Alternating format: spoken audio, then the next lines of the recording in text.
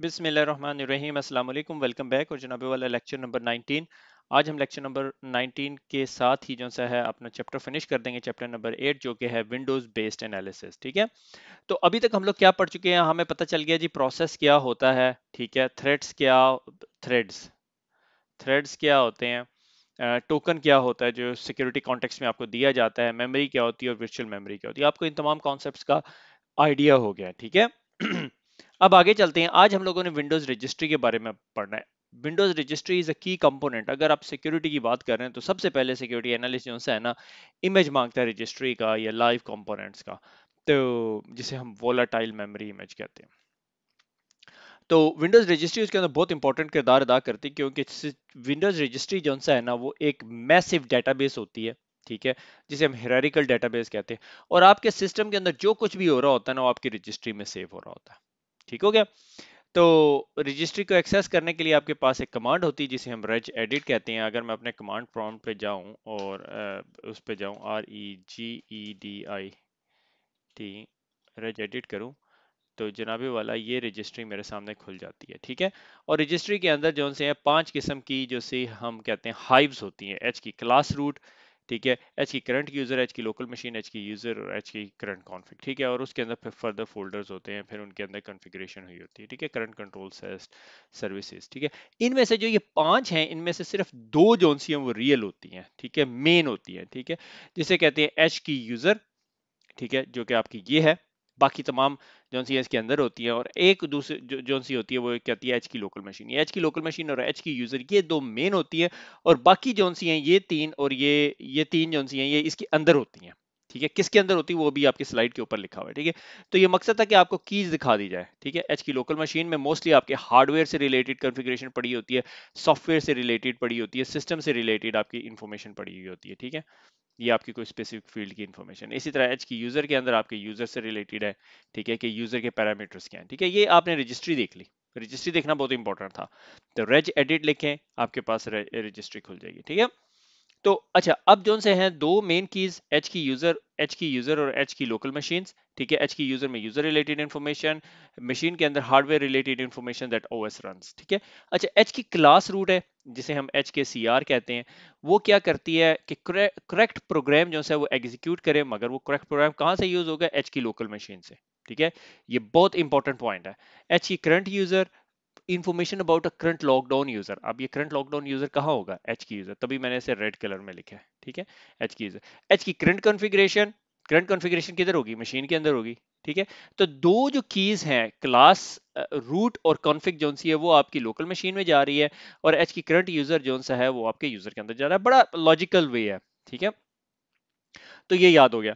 अच्छा, इसके अंदर एच विंडोज रजिस्ट्री के अंदर बहुत सारी चीजें होती है, लाइक ऑटो रन हो गया। ऑटो रन के भाई, जब हैकर आपकी मशीन को कंप्रोमाइज करता है वो ऑटो रन के अंदर अपना स्क्रिप्ट डाल देता है, अपनी टास्क शेड्यूलर डाल देता है, कुछ भी डाल देता है, जो कि आपकी मशीन को परसिस्टेंट एक्सेस उस पे मेंटेन करें। परसिस्टेंस का वर्ड ये लोग यूज करते हैं। परसिस्टेंट से मुराद के भाई कॉन्टिन्यूस एक्सेस, हमेशा उसके पास एक्सेस रहे। ठीक है, परसिस्टेंस मेंटेन करने के लिए करता है। एमआरयू से मुराद मोस्ट रिसेंटली यूज्ड। ठीक है, कि अगर आपने कोई देखना हो कि इस यूजर ने कोई कमांड लाइन तो नहीं चलाई, कोई फाइल तो नहीं एग्जीक्यूट की, तो आप एमआरयू देखते होते हैं। उसके अंदर यूएसबी डिवाइस तो नहीं प्लग इन की, कोई नेटवर्क ड्राइव तो नहीं मैप की। अगर मैं आपके सिस्टम के अंदर कंप्रोमाइज करके बैठा हूँ और मैं बड़ा अब इस लेटरल मूवमेंट करना चाहता हूँ, या बाकी डिवाइसेस के अंदर जो से अंडे बच्चे देना चाह रहा हूँ, तो मैं क्या करूंगा कि एक जो मशीन जिसके ऊपर मैंने अपनी टूल किट रखी हुई है, बस उसको उसको अब तमाम पीसीस पे ड्राइव मैप करवा लूंगा, और फिर उसे एक्सेस करूँ, बजाय इसके कि मैं अपने जो टूल किट है उसकी तमाम कॉपियां हर एक बंदे के पास हर मशीन पे डाउनलोड करूँ, जिसकी वजह से कहीं ना कहीं पकड़ा जाऊंगा मैं। तो इस वजह से मेरी पूरी कोशिश होती है कि मेरी जो ये रजिस्ट्री की सारी इंफॉर्मेशन जो सी है, ये जो मेरी टूल किट है वो एक ही मशीन पे पड़ी रहे, ज्यादा मशीनों पे ना जाए, क्योंकि वो मेरी बहुत कीमती टूल किट है। और रजिस्ट्री बहुत इंपॉर्टेंट कंपोनेंट है। रजिस्ट्री को बहुत तरीके से एनालाइज किया जाता है, फोरेंसिकली एनालाइज किया जाता है।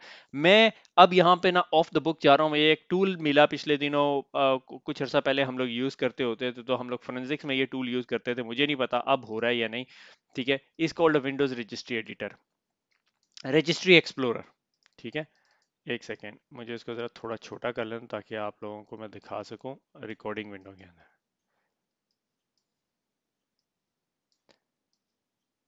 ठीक है। रजिस्ट्री एक्सप्लोरर, अगर आपने किसी सिस्टम का फोरेंसिक एनालिसिस करेंगे, अब हम फोरेंसिक्स की बात कर रहे हैं, सीसीएनए साइबर ऑप हम साइड पे निकाल गया, मैं सिर्फ आपको अंदाजा देना चाहता हूँ उसके अंदर क्या कुछ पड़ा होता है। ठीक है, तो आप किसी भी सिस्टम की रजिस्ट्री उठा लें, ठीक है, रजिस्ट्री कहाँ पड़ी होती है, किसी भी यूजर की जो रजिस्ट्री सेटिंग्स है ना, वो एंटी यूजर डॉट डैट में पड़ी होती है। अगर आप c/users फोल्डर में जाएं, ठीक है, और वहां से यूजर के फोल्डर में से anti user dot that download कर लें, ठीक है। सो अगर मैं उसे उसे डाउनलोड करने से पहले मैं टूल को हल्का सा दिखा देता हूँ। लेजेंड, अबाउट, व्यू, प्लगइन्स इसके अंदर बहुत इंपॉर्टेंट होते हैं कि जितने प्लगइन्स इसके अंदर इंस्टॉल होंगे उस तरह की एक्टिविटी ये परफॉर्म करेगा, एनालाइज करके देगा। बुक मार्क्स आपके पास होते हैं, ठीक है।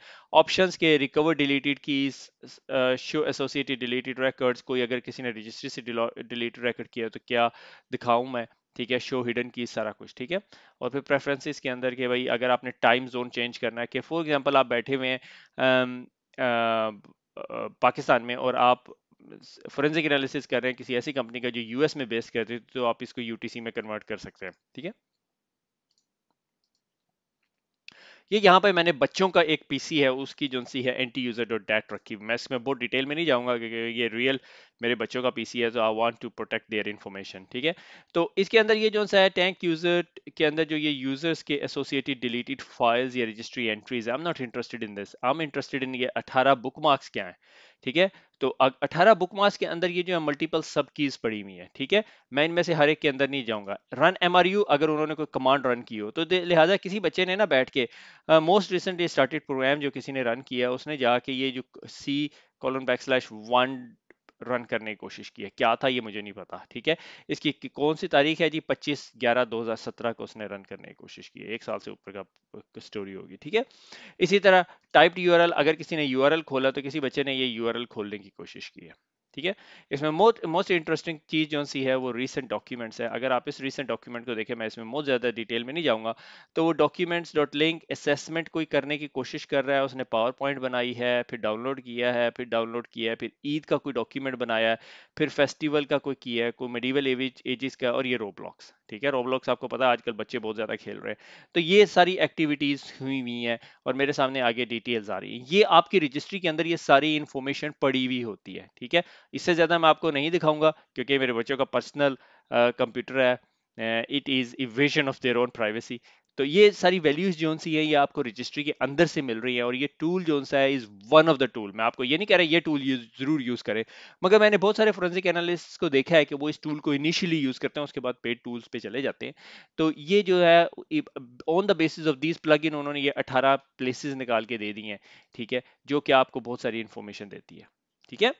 तो मकसद ये था आपको बताना कि विंडोज रजिस्ट्री के अंदर ये सारा कुछ पड़ा होता है। अब हम अगले टॉपिक की तरफ जाते हैं कि जो कि ये है कि ये टॉपिक जो सा एग्जाम के लिए बहुत बहुत बहुत इंपॉर्टेंट है, आपको पता होना चाहिए किस रजिस्ट्री में क्या क्या इंफॉर्मेशन पड़ी, लाइक हाइव्स में, इसे हम हाइव्स कहते हैं, ठीक है। ये जो चीज है एच की यूजर, एच की लोकल मशीन, ये हाइव्स हैं, ठीक है। टोटल 5 हाइव्स एग्जिस्ट करती हैं, 2 मेन हाइव जो सी एच की यूजर और एच की लोकल मशीन, और बाकी ये 3 हाइव्स हैं, ठीक है। आगे चलते हैं। WMI, विंडोज मैनेजमेंट इंस्ट्रूमेंटेशन, ठीक है।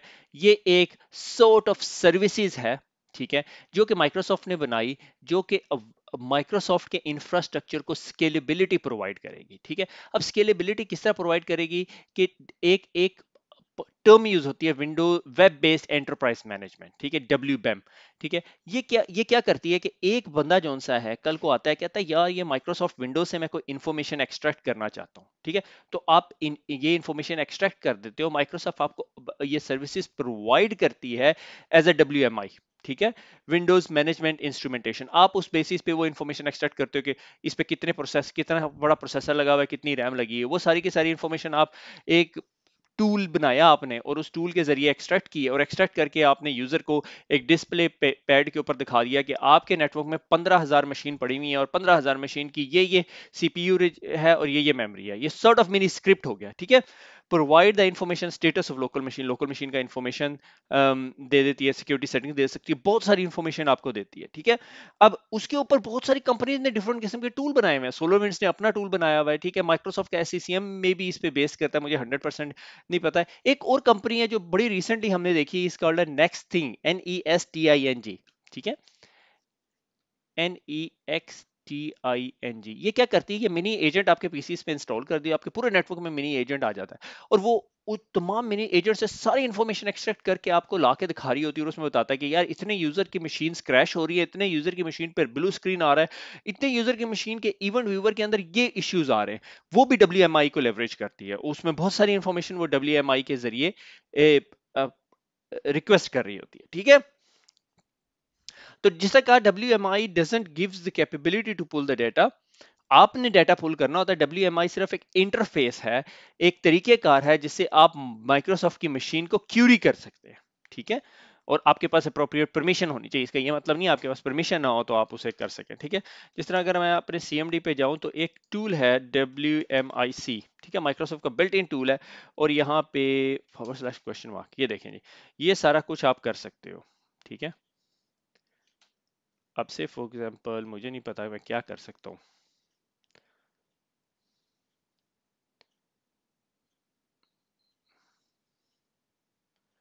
जैसे प्रिंटर को करते हैं। ठीक है, प्रिंटर /? ठीक है, प्रिंटर लिस्ट निकालते हैं। ठीक है, लिस्ट, तो जनाबे वाला ये इसने कोई लिस्ट निकाल के दे दी है। ये 4 प्रिंटर इस कंप्यूटर पे, 4 या 5 प्रिंटर है। होल्ड ऑन, इसको एक और तरीके से कर सकते हैं, WMSI प्रिंटर लिस्ट।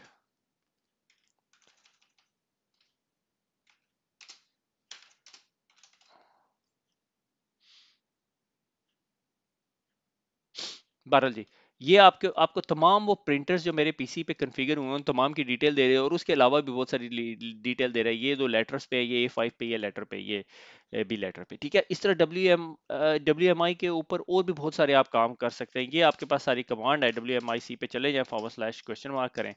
ठीक है, /? करें, ये आपके पास सारी लिस्ट है। CPU के ऊपर क्या हो सकता है देखते हैं। CPU CPU /? ठीक है, ये है CPU लिस्ट करके देखते हैं क्या निकलता। ठीक है, ये आर्किटेक्चर 9 है, 64 बेस्ड यूपी CPU है, CPU स्टेटस है, और पता नहीं क्या कुछ है। ठीक है, मेरा CPU बहुत अच्छा है इसके अंदर। ठीक है, तो ये इन्फॉर्मेशन ला के दे दी इसने। इसी तरह वोल्टेजेस के बारे में भी है। ठीक है, वोल्टेज की तरह, वोल्टेज है यहाँ पे, मैंने कहीं देखा है VOLTAGE वोल्टेज /? मुझे नहीं पता क्या वोल्टेज लिस्ट कर देते हैं। ठीक है, ये आपको को वोल्टेज की डिस्क्रिप्शन दे रहा है। I am not an electronics expert, so मुझे नहीं पता ये क्या दे रहा है। ठीक है, मगर ये सारी इन्फॉर्मेशन आप एक्सट्रैक्ट कर सकते हैं। तो बहुत सारे लोग हमसे ये क्वेश्चन पूछते हैं, सर कोई प्रोजेक्ट बता दें। जनाबे वाला, ये आपका MS का प्रोजेक्ट है, आप एक छोटा सा एजेंट बनाएं जो ये WMI की 50 कमांडें रन करके आपकी सारी इन्फॉर्मेशन आपको सेंट्रलाइज मशीन पे दे दे। वहां से आप मैप बना के यूजर को दिखाएंगे, यार ये आपके नेटवर्क के अंदर ये कुछ हो रहा है। ठीक है, ये एक बहुत अच्छा प्रोजेक्ट है।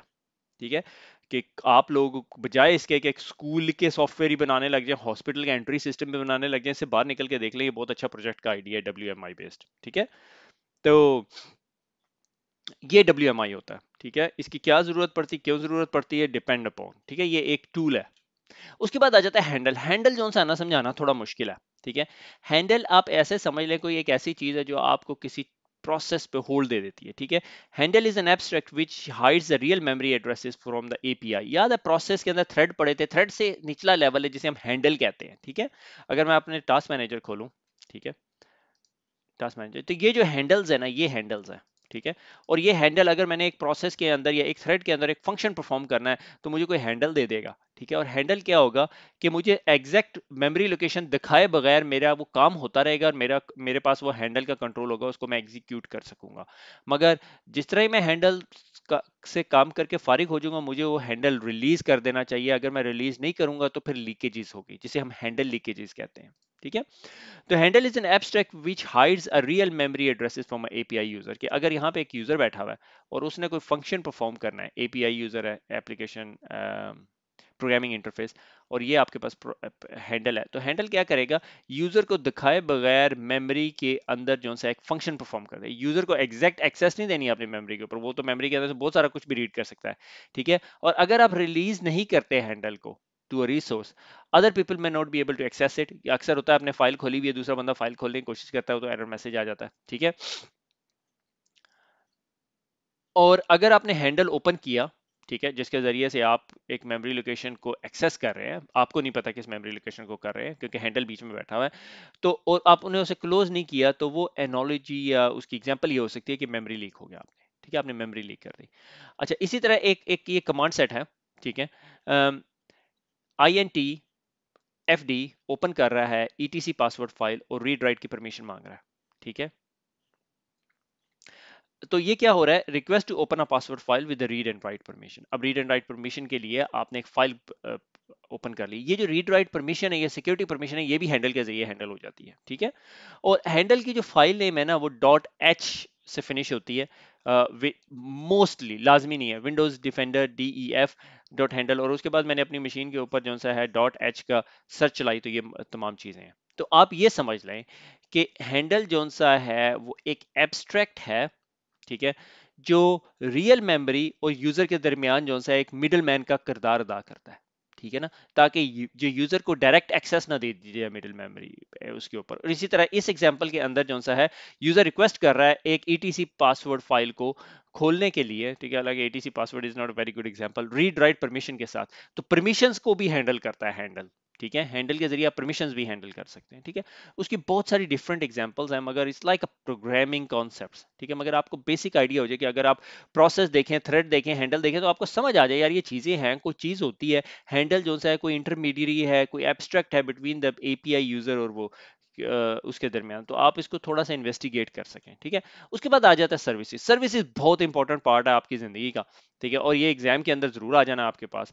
Long running executable application that operates on their own under the window session, ठीक है। विंडो सेशन के अंदर खुद ब खुद ही सर्विसेज रन हो रही होती है, बहुत सारी सर्विसेज हैं, हम उसे पहले कहते होते थे गरारियों वाली सर्विसेज, ठीक है, गरारियों को इंग्लिश में कहते हैं कॉग, ठीक है, मुझे नहीं पता था इसलिए मैं बता रहा हूँ, COG, ठीक है। Services can be started, stop, resume, pause, सारा कुछ कर सकते हो आपके साथ। पावर शेल के अंदर जो सा है, पावर शेल के अंदर आपके पास कमांड्स हैं, गेट हाइफन सर्विसेज, ठीक है, गेट हाइफन सर्विस, ठीक है, ये तमाम सर्विसेज हैं, उनकी स्टेटस है, ठीक है, रीस्टार्ट सर्विसेज और स्टॉप सर्विसेज। इसी तरह MS कॉन्फ़िग अगर आप अपने कमांड प्रॉम्प्ट पे लिख के कर लें, तो आपके पास ये सर्विसेज आ जाती हैं जो आपके पास रनिंग है, तो आप इनको स्टार्ट स्टॉप कुछ भी कर सकते हैं, ठीक है।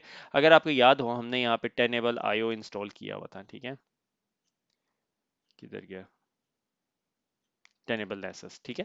टेनेबल नेसेस जो सा हमारा वल्नरेबिलिटी स्कैनिंग का जो हमने टूल पिछले दिनों इंस्टॉल किया था, ये तमाम सर्विसेज होती हैं, विंडोज़ के अंदर एग्जिस्ट कर रही होती हैं, और कभी जो सा डॉजी वे के अंदर लोग इन सर्विसेज को स्टॉप भी कर सकते हैं, स्टार्ट भी कर सकते हैं। इनसे रिलेटेड बहुत सारी सिक्योरिटी रिलेटेड चीज़ें होती हैं जो हम बाद में डिस्कस होंगी जब आप अपनी प्रैक्टिकल लाइफ में चले जाएंगे, ठीक है। तो आपको सर्विसेज का पता होना चाहिए, ठीक है। सर्विसेज अकाउंट्स भी होते हैं कि कौन से अकाउंट से सर्विसेज रन हो रही होती हैं, ठीक है, ये सारा कुछ है। अच्छा, उसके अंदर बहुत इंटरेस्टिंग चीज ये यहाँ पे बताता चलूं कि आपकी बुक ने ना एकदम फिर ये चीजें दिखा दी कि TCP DNS zone transfer, DNS zone transfer क्या होता है कि जो DNS सर्वर जो से हैं आपस में अपनी डेटाबेस एक दूसरे को कॉपी करते हैं, इसके लिए ये TCP जो सा है प्रोटोकॉल यूज करते हैं। अगर आप as a user DNS query कर रहे होते हैं तो वो UDP होता है, ये याद रखिएगा, एग्जाम रिलेटेड क्वेश्चन है, TCP 53। अच्छा, इसी तरह RPC remote procedural call and point TCP 135 use करता है, नेट बायोस TCP 139 यूज करता है, नेट बायोस जो नेम सर्विसेज है वो 137 यूज करती है, SMB, ठीक है, ये जो फाइल ट्रांसफर का होता है, ठीक है, वो 445 यूज करता है, SNMP simple network management protocol 161 use करता है, LDAP light weight directory access protocol TCP UDP 389। ये बहुत इंपॉर्टेंट है, ये याद होने चाहिए, ये एग्जाम में आने ही आने हैं आपके पास, मैं मान नहीं सकता माइक्रोसॉफ्ट एग्जाम में आपसे ना पूछे, ठीक हो गया। उसके बाद आ जाता है Windows event log. Windows event log जो सा है फिंगरप्रिंट है आपके नेटवर्क में, कभी कुछ हुआ, एक रजिस्ट्री और इवेंट लॉग, ये दो चीजें आपके हाथ आ जाए तो आपको पता चल जाता है हुआ क्या था आपके सिस्टम में, ठीक है। मोस्ट प्रॉब्ली ये हो सकता है कि जो बंदा है, जो मलिशियस यूजर है, वो जाने से पहले आपके इवेंट लॉग उड़ा दे, बहुत मुमकिन है, बहुत मुमकिन है। मगर आप अगर ऑलरेडी इवेंट ट्रांसफर कर रहे हैं टूवर्ड्स योर सिम सोल्यूशन, जिसकी मैं एग्जांपल देता हूँ, स्प्लंक है, एलियन वोल्ट है, अभी तक आपको सिम का बहुत अच्छी तरह आइडिया हो जाना चाहिए क्योंकि हमने बहुत सारे सिम पढ़े थे, ठीक है। तो सिम सोल्यूशन है तो वो आपको उसके पास ऑलरेडी डाटा आ चुका होगा, अगर वो जाके इवेंट वीवर से इवेंट्स डिलीट भी कर दे तो कोई मसला नहीं है। माइक्रोसॉफ्ट का इवेंट वीवर जो सा है वो जो सा है आप कंट्रोल पैनल से भी खोल सकते हैं, या EVENTVWR लिख के एंटर करते हैं तो ये आपका इवेंट व्यूवर खुल जाता है, और इसमें बहुत सारी इंफॉर्मेशन पड़ी होती है। ठीक है, जब आप अपनी फील्ड के अंदर एक्सपर्ट हो जाएंगे तो आपको बहुत सारी चीजें पता होंगी कि आपने इवेंट व्यूवर में कहाँ से क्या चीज ढूंढनी है। ठीक है, नॉर्मली जब आप एज अ फोरेंसिक एनालिस्ट काम कर रहे होते तो आप एक टाइम लाइन के ऊपर काम कर रहे होते कि जी जुमेरात को सुबह 6 से लेके 8 बजे के दरमियान कोई इंसिडेंट हुआ तो 6 से 8 के दरमियान आप इवेंट्स देखना शुरू करेंगे, एनालाइज करना शुरू करेंगे, टाइम लाइन डिफाइन करना शुरू करेंगे, फिर उससे पीछे पीछे पीछे पीछे जाना शुरू करेंगे। ठीक है, तो आप आहिस्ता आहिस्ता आपको पता होगा कि आपने इवेंट्स कहाँ कहाँ से देखने। एप्लीकेशन लेवल इवेंट होते हैं, security level, setup level, system level, forwarded events नहीं होते क्योंकि आप फॉरवर्ड नहीं कर रहे। ठीक है, तो ये सारे इवेंट्स होते हैं, और इवेंट्स के अंदर ना तीन चार चीजें हैं। एरर सिग्निफिकेंट प्रॉब्लम आ गया, ठीक है, warning level incident not significant but possible future problem हो जाता है, सक्सेस इवेंट और फेलियर इवेंट, किसी ने लॉगिन करने की कोशिश की, सक्सेसफुल हो गया, फेलियर इवेंट लॉगिन करने की कोशिश की और अनसक्सेसफुल हो गया। ठीक है, तो ये failure success event, event log के अंदर इतना सा बताया हुआ है। इवेंट लॉग की अगर डिटेल में जाए तो बहुत कुछ है। माइक्रोसॉफ्ट इवेंट्स के बारे में जो सा है बहुत सारी इंफॉर्मेशन इंटरनेट पे पड़ी हुई है, बहुत सारी जगहों से आपको इवेंट मिल सकते हैं, मगर उसके लिए आपको माइक्रोसॉफ्ट इवेंट एक्सपर्ट होना चाहिए। ठीक है, नहीं कि आपको इवेंट की डिटेल्स मिल रही हैं यहाँ पे, मगर आपको पता होगा कि इवेंट की आईडीज कैसी हैं, और यहाँ पे ना आप फाइंड का फीचर सेट यूज कर सकते हैं, but it is not very very good find feature set. ठीक है, अगर आप कहीं फंसे हुए हैं और आपको इवेंट खोल के देखने पड़ गए वो अलग बात है, मगर आपको मोस्टली जो से हैं इवेंट्स अल्लाह भला करें इंपोर्ट करने पड़ते हैं सिम सोल्यूशन में, अगर आप कोई सिस्टमेटिक एनालिसिस कर सकते हैं, और भी बहुत सारे टूल्स हैं जो अवेलेबल होते हैं मार्केट में। ठीक है, इवेंट आईडी अगर आपने डिटेल में देखनी है तो आप इस इवेंट आईडी को कॉपी करेंगे और पेस्ट करेंगे तो आपको पता चल जाएगा ये इवेंट आईडी क्या बता रही है और इसके अंदर ये क्या क्या डिटेल्स हैं। लॉगिन टाइप 5 क्या होता है, इंटरेक्टिव लॉगिन है या नहीं, टाइप 10 मेरे ख्याल में इंटरेक्टिव लॉगिन होता है। ठीक है, और ये सारी सिस्टम इंफॉर्मेशन जो सी आपके पास पड़ी हुई होती है। ठीक है, आप ये सर्च कर सकते हैं, माइक्रोसॉफ्ट आपको ये इस तरह की डिटेल दे देती है, जैसे 4624 टाइप 3 है, मेरे ख्याल में ये कंट्रोल आर डिलीट वाला है, ऑडिट सक्सेसफुल है मगर। ठीक है ना, तो ये हो गया आपका इवेंट लॉग।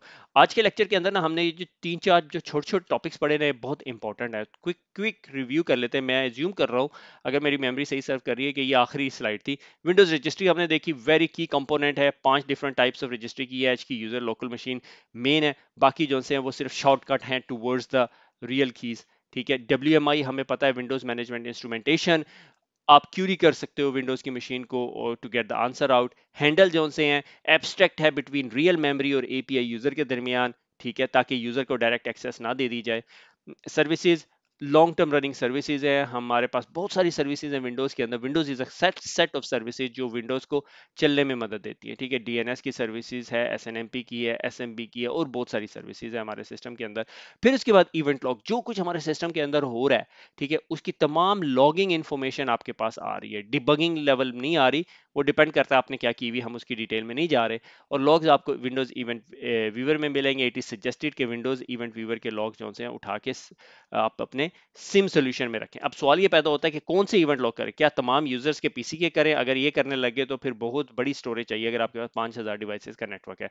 तो सजेशन मोस्टली यही होती है कि क्रिटिकल जो डिवाइसेस हैं उनके इवेंट्स जो से हैं वो तो कम से कम सिम में रखे जाए अपने पास। ठीक हो गया, तो ये आज का लेक्चर या जो चैप्टर नंबर 8 था मेरे ख्याल में, ये आज हमारा फिनिश हो गया। बहुत ज्यादा टॉपिक्स हमने पढ़े मगर बहुत हाई लेवल पढ़े, ज्यादा डेप्थ में नहीं जाके पढ़े, क्योंकि हर एक टॉपिक पे अगर हम बात करने लगे तो एक एक सीरीज बन सकती है, एक एक लेक्चर नहीं बनता। तो मेरे ख्याल में सिस्को नहीं चाहती कि आपको इतनी डिटेल में अभी बताया जाए, क्योंकि ये फंडामेंटल कोर्स है। तो खुश रहें, दुआओं में याद रखिएगा, फिर मुलाकात होगी। अल्लाह हाफिज।